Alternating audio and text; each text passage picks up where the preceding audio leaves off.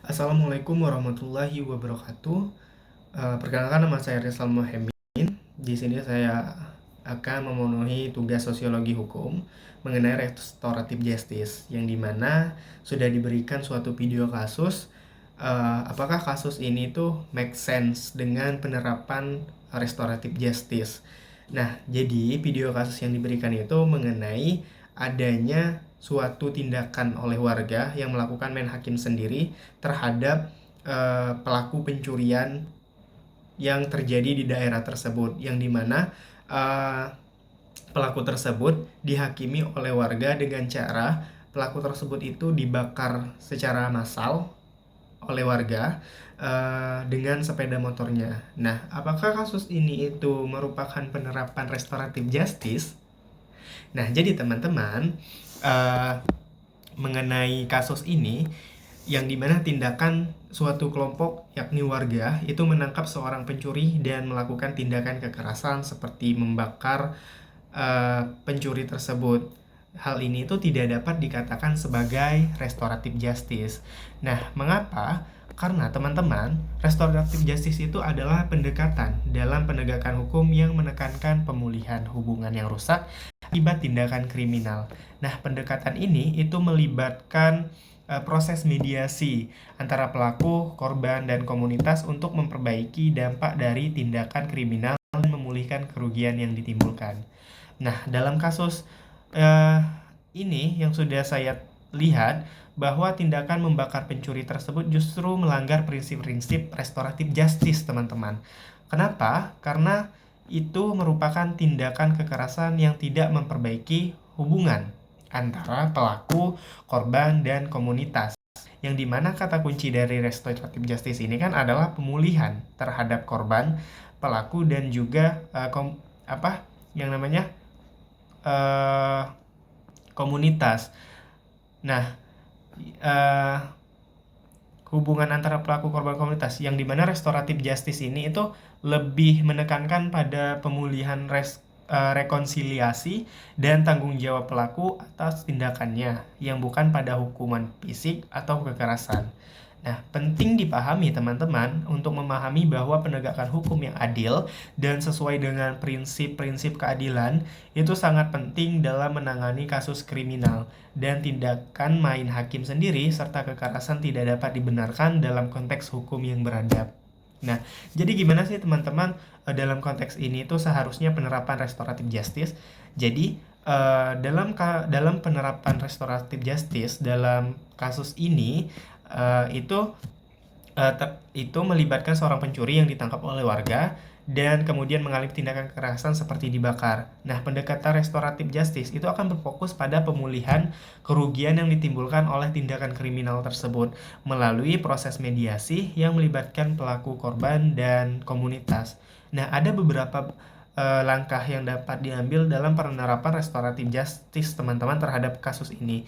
Yang pertama itu adalah identifikasi dan pengakuan tindakan kriminal, yang dimana pelaku harus mengakui tindakannya sebagai pencuri dan memahami dampak negatif yang ditimbulkan oleh perbuatannya. Kemudian yang kedua itu melakukan mediasi antara pelaku, yang dimana antara pelaku, korban, dan juga komunitas, yang dimana proses mediasi akan melibatkan pertemuan antara pelaku, korban, dan anggota komunitas yang terdampak untuk mendiskusikan dampak tindakan kriminal, yang dimana merencanakan tindakan pemulihan dan memperbaiki hubungan yang rusak. Kemudian yang ketiga yaitu adanya reparasi dan restitusi, yang dimana pelaku dapat meminta untuk memberikan reparasi atau restitusi kepada korban sebagai bentuk tanggung jawab atas tindakannya. Hal ini dapat berupa ganti rugi material atau non-material yang sesuai dengan kerugian yang ditimbulkan. Kemudian yang keempat itu adanya rehabilitasi dan pembinaan.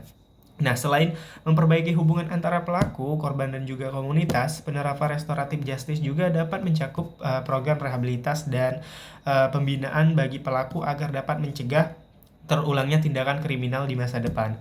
Nah, dengan pendekatan restoratif justice, teman-teman, tujuannya adalah untuk memulihkan kerugian yang ditimbulkan oleh tindakan kriminal tersebut, kemudian memperbaiki hubungan antara pelaku, korban, dan juga komunitas, serta mendorong pertanggungjawaban dan transportasi positif bagi semua pihak yang terlibat, eh, yang dimana langkah-langkah ini tuh bertujuan untuk menciptakan penyelesaian adil berkelanjutan berdasarkan nilai-nilai dan dan rekonsiliasi. Nah, tapi dalam kasus ini itu kan si pelakunya yang dimana pencuri ini telah dihakimi oleh warga tersebut, sehingga hak-hak dari pencuri ini pun sudah dirampas. Kalau berbicara mengenai hak asasi manusia pun bahwa eh, itu tuh warga itu sudah melanggar hak asasi yang dimiliki oleh si pencuri ini, yang dimana menghabisi nyawa si pencuri ini dengan cara melakukan pembakaran, yang dimana dampaknya itu nyawa dari pelaku ini hilang, sehingga tidak bisa dilakukannya lagi penerapan restoratif justice ini, karena eh, apa ya, si pelaku ini bisa dibilang korban dari warga juga, dan dampaknya ya yang dimana si pembakar atau si warga ini yang melakukan pembakaran terhadap pelaku pencuri tersebut itu justru malah diancam dengan tindakan pidana pembunuhan, yang bisa dibilang sebenarnya merugikan warga tersebut juga, karena melakukan tindakan yang seharusnya tidak mereka lakukan. Padahal cukup dengan mereka memberikan si pencuri tersebut kepada pihak berwajib, yakni polisi, untuk melanjutkan dari upaya hukum yang harus dilakukan untuk memberikan hukuman terhadap si pelaku pencuri ini, sehingga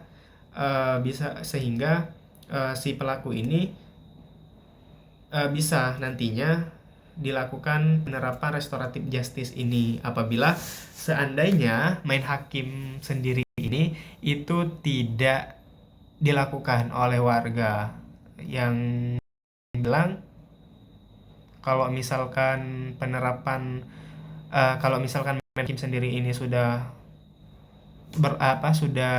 sudah terlanjur dilakukan, maka menurut saya penerapan restoratif justice ini sudah tidak bisa diterapkan lagi, begitu teman-teman.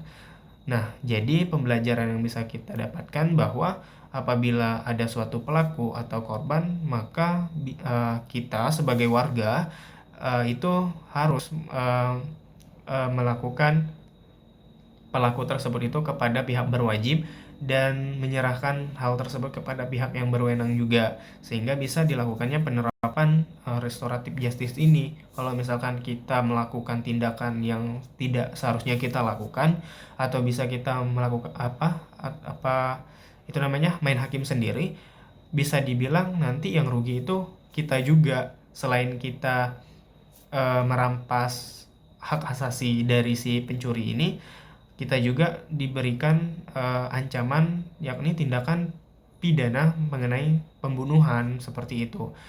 Jadi kalau misalkan teman-teman semuanya misalkan menjadi saksi ataupun melihat langsung seseorang yang mencuri, itu segera tangkap dan berikan kepada pihak yang berwenang dan yang berwajib untuk melanjutkan proses hukum si pencuri ini.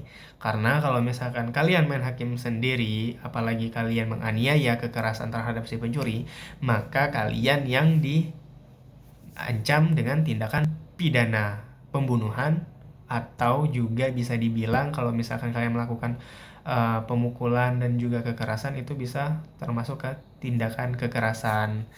Nah, mungkin hanya itu saja dari saya mengenai penerapan restoratif justice ini bisa diterapkan atau tidak dalam kasus ini. Tentunya tidak, karena ya mau bagaimana lagi penerapannya, karena si pelaku atau pencuri ini pun sudah tewas karena dihakimi oleh warga tersebut. Mungkin hanya itu saja yang bisa saya sampaikan. Apabila ada salah kata, saya minta maaf. Assalamualaikum warahmatullahi wabarakatuh.